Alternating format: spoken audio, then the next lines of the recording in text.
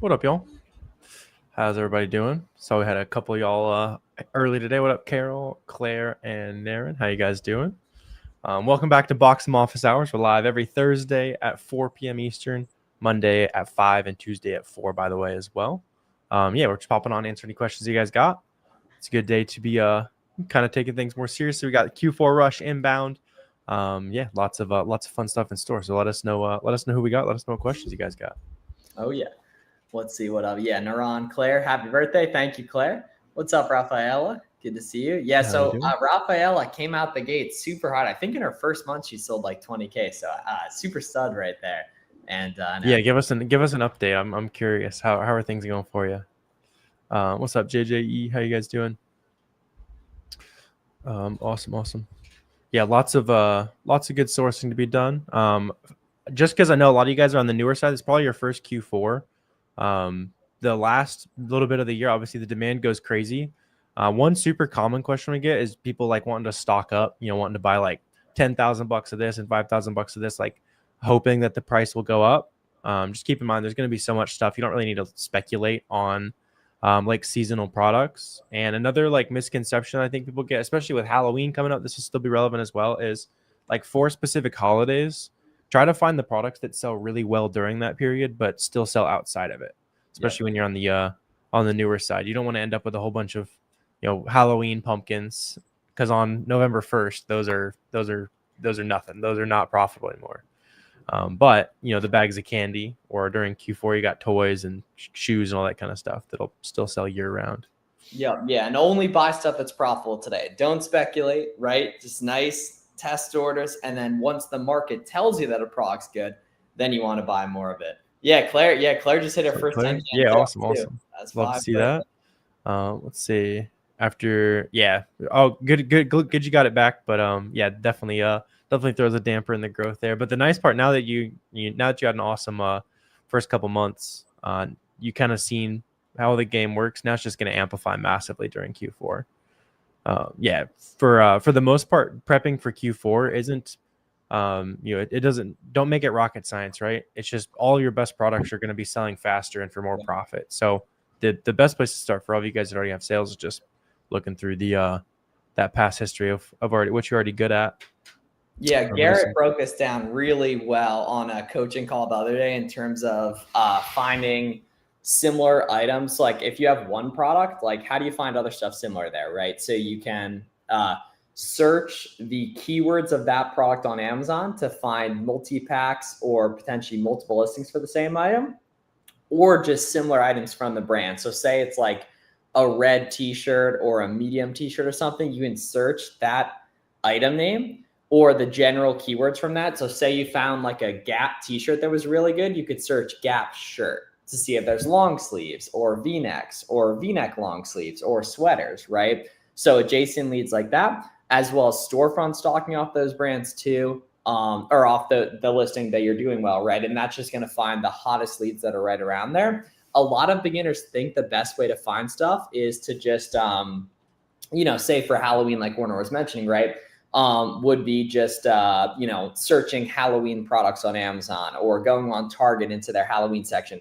That's manual sourcing. Never do that when you're a beginner. Just keep it nice and easy finding those adjacent leads like we just talked about, because typically until you're at like 100 or 150K a month in sales, you're not yet taking full advantage of the stuff that's kind of right in front of you in respect to brands you're already selling, or similar brands to the ones you are selling, or similar listings to the ones you're selling too.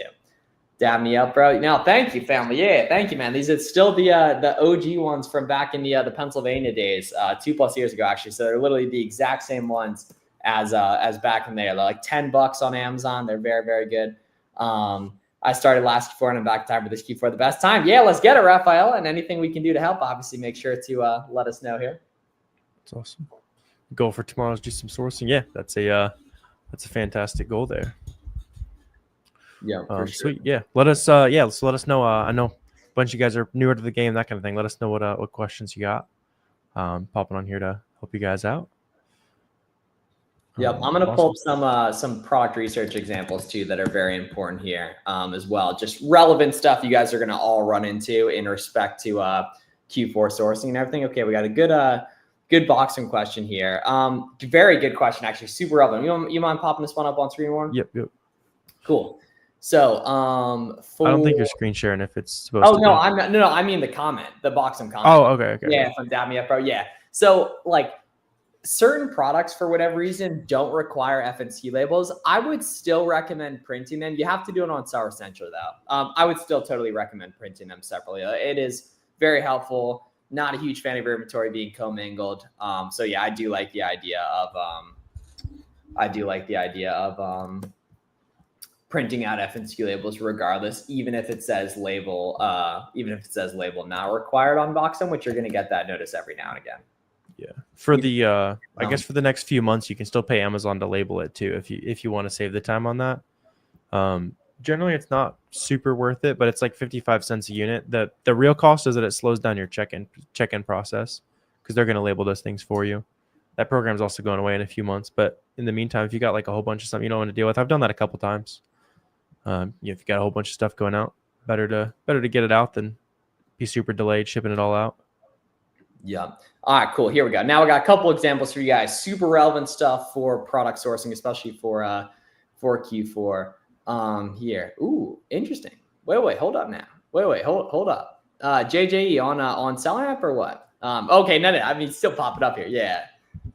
Yeah. Okay. So just a couple relevant examples that you're going to run into while you're doing product sourcing, basically. So this listing's interesting, right? If we take a look at these Nautica long sleeves here, we can see the gray ones and the black ones here have the same sales rank, right? So because they're on the same listing, right? So they are similar variations on the same listing right here, right? So we'd see the white ones, the red ones, the navy ones, the blue ones, etc., black ones, right? So they're on the same listing, but it's like, okay, all the time you're going to come across listings that have multiple variations. So how do you tell which variations actually sell best? And that comes down to the specific keep a chart on each one. So if we take a look at the black large right here, which it would make sense would sell pretty well, there's good offer count movement. We can see people selling out, people restocking, and the price is nice and steady. But then this gray one right here, we can see it's a lot more blocky and there's not as much movement here. So this is an example of a slow moving variation on a fast listing.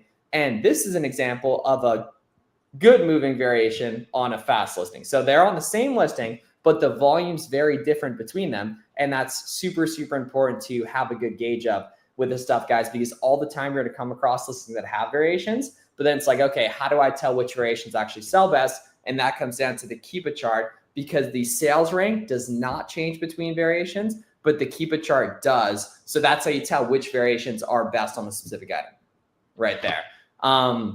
So that's going to come up all the time with sourcing as well. Also, you want to avoid listings that have IP complaints. This product here, we can see actually might not be an IP complaint because the sales rank plummeted, but you do want to really take your time and think through anytime you see items where the offer count movement's cooking along and then randomly just plummets to 0 in 1 or 2 days right here. So this actually might not be an IP complaint because the sales rank dropped. Warner, big shout out to Warner for bringing that up. This a couple months ago. We've been taking a look at this listing for years, but it actually does make sense that this might not be an IP complaint, that the sales rank just went crazy essentially, right? And so the demand skyrocketed, sales rank plummeted, which means demand skyrocketed. And then the competition literally went to 0 pretty much overnight. But almost always when you see an example like this, it is an IP complaint where the competition's humming along, the new offer count, and boom, goes to the bottom. That gets into another question that comes up. How much competition is too much competition on a specific product? Truth be told, it's all about the trend on a specific item, right? So it's there's great listings with 100 sellers, terrible listings with 2 sellers. If the competition's shooting up, prices probably shoot down. You want to avoid that, right? Most people automatically avoid listings that Amazon's on, right? This is an example of a listing Amazon's on you should avoid. There's no offer count movement on the bottom chart here, right? And it's very, very blocky, right? And then this listing here is an example of an item Amazon's on that folks are making money on. We can see offer counts hopping up and down here, right? The sales rank's really, really low. Sales rank doesn't really matter for this equation, but offer count movement does. So we can see folks are making money on this here. Right. So very, very important stuff in respect to product sourcing. Never worry about manual sourcing. Just worry about storefront stocking with Seller Amp and Keepa. going to make your life a lot easier. Yeah. Bang. Awesome. Let's see. Biggest question is figuring out something will move FBM that's not seasonal or FBA only. Yeah, so that's just going to be in the buy box stats. I can just pull up a quick example for you. Yeah, and any ASINs you guys want us to analyze for you guys live here too, drop them in the chat as well. Let me just pull up just like an auto engate or something here. Let's go. Sweet. All right. So when you're looking at an item, this is super relevant for Q4, of course, because it's going to be a bunch of stuff, a bunch of like limited time opportunity that starts popping up with FBM. So like on the buy box, you can see the type of seller over the last, let's see, week. So we have to go 2 weeks ago to see an FBM sale on this listing. So the chances like on this listing that you'd make an FBM sale, probably not. Now going into Q4, you're going to see a lot of items where, let's say the last week has been all FBA, but then just now there was an FBM seller, a day ago there was an FBM seller, that kind of thing. Whenever you start seeing that, that's when the demand on those FBM listings really starts popping. Usually just because like the Amazon warehouse gets pretty overwhelmed. Because like right now, this time of year, if you list at the same price as this FBA seller, they're going to beat you every time. But during Q4, you can even list above FBA sellers. If the warehouse is super overwhelmed, they're going to give that sale to the FBM seller, so they don't have to worry about it. So yeah, you can just do a quick check on the pie chart here. Make sure you see some FBM sales. Yep, that's really important because you got to know if something's FBM friendly or not. And literally every single day the rest of the year, stuff becomes more and more FBM friendly, basically. So it's very, very important, my friends. Okay. Ingrid's got an ace if you want to copy paste that one. This was an interesting thing from JJE. So this is interesting. I guess I just tested it. You can sort like a Amazon store by the newest stuff first. The downside is you can't really get like the data you need. So you're kind of doing like 2019 storefront stocking if you're doing that because you don't have like the cost or the keep chart and that kind of thing. It doesn't matter what interesting. What the ASINs are though. Yeah. It matters what's selling quick, which is what SellRamp's going to show you at the front of the storefront, basically. Yeah, I would guess on aggregate, if you looked at newer products, they're going to be more likely to be profitable just because the oldest stuff, maybe the price has gone down, that kind of thing. But it's probably going to be pretty slight, and it's going to be offset by not being able to use like the right tools to kind of dig through the data, I would say. Unless it works with a SellRamp thing. Let me try it real quick. Let's see. That would be gangster if that does.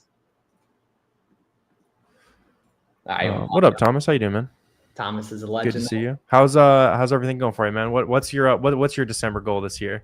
Dude, Thomas is one of the so Warner, we have 5 students verified. Well, actually, I'm gonna name them and let's see if you got any more. But so Steven, Thomas, Gavin, Parker have done over 100 grand profit in 1 month. Cole as well. Sam. Okay, yeah, 6. Okay. And then man. There's probably a couple shadow figures. That's just the people we talk to. Exactly. Yeah. So verifiably 6, and that might be Yeah, and then if you're looking at the list of $10,000 profit months, it obviously gets. You got to be a little bit of a special kind of crazy to do 100K profit in a month, but like most people, if you work hard enough, can do 10 in a month during December for sure. Oh, stick around for a couple years. Yeah, like in any industry, you'll be successful. Aggregate most of the time, if you stick around for a couple years. The problem is what I think a lot of folks run into, and this is exactly how it was for me too when I was new, right? Is that you think it's the opportunity, not the person, that creates the results, right? And that, after however many years in business, Warner could go into most things and he'd be successful, but Warner back in 2018 would have struggled with most things. Same with me, right? And that business models don't fail, people do, but business models don't succeed, people succeed, right? Also, guys, drop a. I just wanted to show. I was just working on this, so JJE was actually cooking here. All right, yeah. So it is kind of interesting. I don't know how it might be a minor effect. Like notice how if you just do the regular link, it's going to pull this. But if you add that thing that he suggested there, it does sort it differently. So I would have to go on to the offers tab and make sure that later. Yeah. You could check, and I bet if you looked at the offers tab, you could see when the guy got on these listings. True. Yeah. Just for sake of example, pop up the Trader Joe. Yeah, let's do it. Let's do it. Check that one, and then we'll check one that's like down the list. Because in theory, this one should be listed way longer ago. And we're starting from all for us. All right, let's go data offers. And then I do the same thing here. Let's see. Keep is going to be taking his time, looks like. Yeah, that's that part of Keepa takes a lot longer to work. Prioritize it less. Let's see. What was bro's name? Yeah, I forgot. I already forgot. All for us. All right. So he got on the listing in July. So theoretically, this should be the newest item in his store if that works. Too. Oh, crap. Okay. So that leads me to believe it probably isn't working, but let's see. All for us right here. So theoretically, this was supposed to be the one that was older. So maybe it's inverse. Is it inverse? Yeah. It could be that the top of the list is the oldest. It's kind of an interesting thing to test. So like this would be his newest if that theory is what it is. Otherwise, it's probably just random. It's interesting that it changes the order though. I believe in you, JJE. Let's see. Put it in the. Oh, cool. Yeah. Yeah. So I'm just making sure that works. I might start using that a little bit. Let's see. So he came in the listing on this on July 12th. So yeah, that is correct then, right? Or is it random?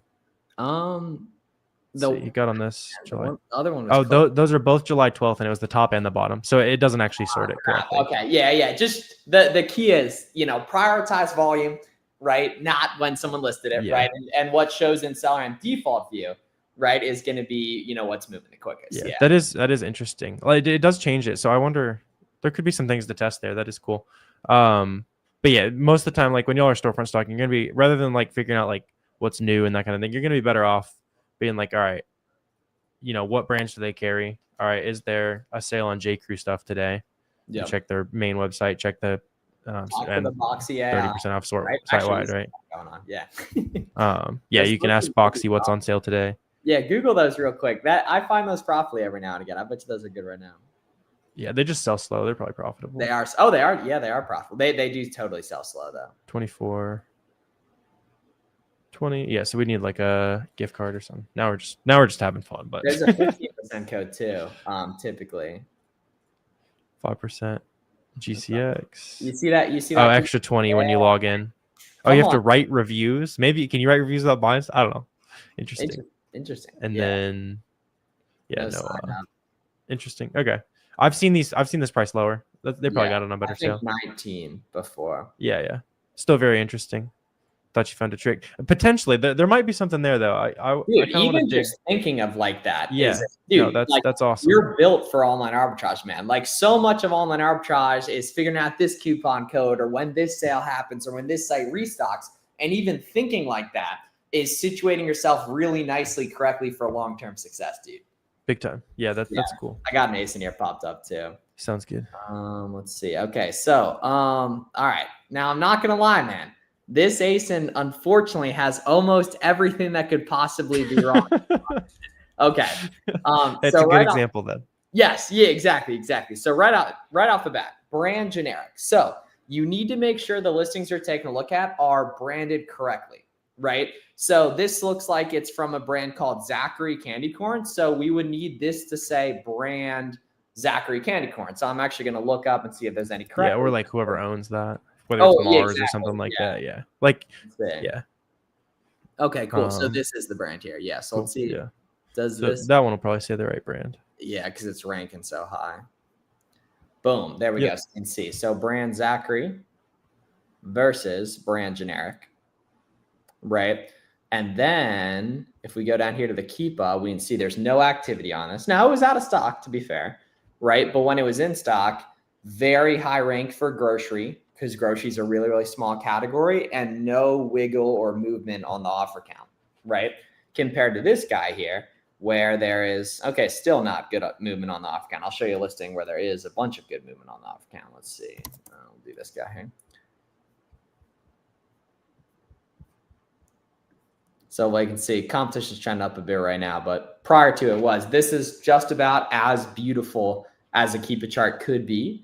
Right here, right where we can see tons of movement, tons of velocity, right there, price trending up, competition trending down, right? And you can see it's very different compared to this guy right here. Yeah. Yep. So that's the name of the game with that. Yep. Oh, for sure. Said you don't think you have the column. Yeah. So that's just on like the buy box chart, basically. Yep. Yeah, you do have to activate that in settings. Yep. Let's see what Tommy said. 10K or 100K profit month, you got to be a little more risky. Yeah, I mean, the same things that get you to 10K profit can get you to 100. It's just obviously, blocking multiplying those orders and just doing everything you're already good at. Obviously, 10 times better. It's easier said than done, obviously, but the hard part is getting to 10K profit a month. It's by far harder. Sweet. Once you list products in your store, you can go back and adjust the prices. Yeah, for sure. Yeah, and you should be. Yeah, you should be changing prices like pretty often. And for the most part, you'll just have your repricer doing most of the like manual changing. And then maybe once a week or twice a month, that kind of thing, you go in and just check your repricing rules, check your mins maxes, make sure everything looks good, and then it'll do all the day-to-day for you. Yep. And then eventually, once you have more and more money invested in products, you're going to really, really go hard in respect to like really repricing hardcore. Nothing is hard. Many that is facts. Yeah, Lewis, my bad, man. Shoot me a text again. Let's get that. So I could probably do tomorrow afternoon for that. Lewis wants to do a little interview.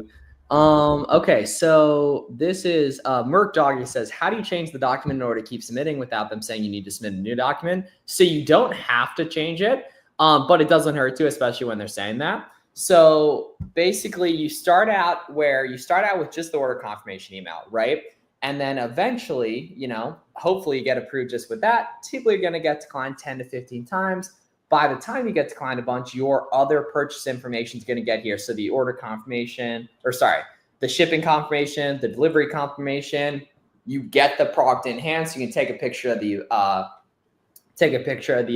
product, the shipping label, add in a little screenshot of the credit card statement too, and everything. So and then you can like rotate the file. You can switch around the order of things and everything. But the big thing is understand that you don't need to change the file every time, but it's like not a bad thing. Yeah. For sure. We don't really work with any specific prep center care. We do have one that's in the roadmap that you can get a discount on if you're in there. Beyond that, it's pretty easy. There's a lot of prep centers that want your business. Just Google like Prep Center Montana, Prep Center Delaware. Just digging through Google, you'll find something. For sure. Can you use a Ziploc bag and slap a suffocation sticker on it? I'm pretty sure no. Yeah. Oh, really? Okay. From a sealability perspective, get VSCG, man. Get poly bags. Yeah, just get the poly bags with the warning on it. Amazon. I thought I remembered reading something about it. I know for sure you need the suffocation warning, but at that point, buy the bags that have the warning on it. Exactly. Plus, those don't seal fully. Like it could open in packaging. Like a poly bag's not just going to randomly unseal like a Ziploc could. For sure. Is it worth registering to not pay sales tax when you buy inventory? Yeah, for sure. There's only like a relatively small handful of websites that accept it, just so it's not like a magic bullet. But for the ones that it does, then usually it's the only way that stuff is profitable there. So if you're thinking about like Lowe's and Walmart and that kind of thing, the only way to make margin on those places are like limited time sales, discounted gift cards, and no tax. Yeah, and so big sites, like Warner was mentioning. So Home Depot, Lowe's, Walmart, Costco, Sam's Club, BJ's, like big retailers that honestly do make up a lot of like, some of the big players in US retail. Is it worth registering it? Oh yeah, we already have. You guys leveraged using credit? Yes, but we don't recommend you do it. At least not for a while, just because like obviously it adds risk, and using credit is just going to amplify if you're good, but it's also going to amplify if you're bad. And so the key is the key variable there is making sure that you're good prior and really becoming confident in this stuff, which you don't really need much money to do. Okay, Jennifer Joy says, brand new, trying to help my mother-in-law create an income from home, looking to see the research of an item, then receive the shipment, then it goes to Boxem. Exactly. So basically working from home, right? Finding winning products that sell fast with proven sales history on Amazon, making those items profitable. So if we can locate them from Kohl's, Walmart, Target, etc., at a profitable price, right? Then we order a small quantity and then eventually a big quantity to ourselves once you're confident, but a small quantity to ourselves. Then we use Boxem to list them in the Amazon platform. And then it also gives us the labels and the shipping labels. So we box them up and then we ship them off in bulk to the Amazon FBA warehouse where they handle the rest. So all the picking, packing, customer service, that kind of stuff. Yeah. Yeah, that's awesome. Getting the family all set up though. I like that energy. Yeah, that's love. That's love. Yep. Let's see. Oh, you own a Mexican restaurant on the side. Very cool. That's I would say significantly harder to run than buying some stuff and sending it into Amazon. I respect that though. Yeah, it's not a bad idea to look into, Carol, is leveraging that existing infrastructure to find some wholesale accounts. Is the monthly is the estimated monthly sold graph new? Year and a half ago? Year-ish old, yeah. Year and a half ago, something like that. Yeah. It is pretty helpful though, especially on things with variations or things that you're expecting to be seasonal. So what we're talking about this on SellerAmp, you got the monthly sold chart. The nice part is this monthly sold number is specifically tied to the variation you're looking at. So if you're ever unsure, like if that variation sells or not, it'll show right here. I think the minimum for it to show something is 50 though. So there's a lot of like slower selling variations that are going to say they don't sell at all in here, but really they do. So just keep that in mind that like if you don't see something there, it's, it's not a deal breaker. It is extremely useful for seasonal sourcing. I'm just gonna use like crayons because we just had this obviously, but this is also going to come into play during Q4 and all that when you got a bunch of stuff that's spiking in demand there. Because obviously, if you're sourcing right now, it says 10K sales a month, which is still super high, but you would have under purchased if you were looking. Let's say you're looking at this listing in July, you wanted to stock up on some back to school supplies. Oh, it sells 2,000 times a month. No, really peak demand period, it sold 10 times faster. It sold 20,000 times a month. And you'll be able to see that pattern repeat itself. And that'll happen on like a lot of Q4 friendly listings as well. If you see like ornaments and just stuff like that, they can be super profitable for like a small amount of time. It kind of just helps you like take full advantage of the opportunity you're seeing.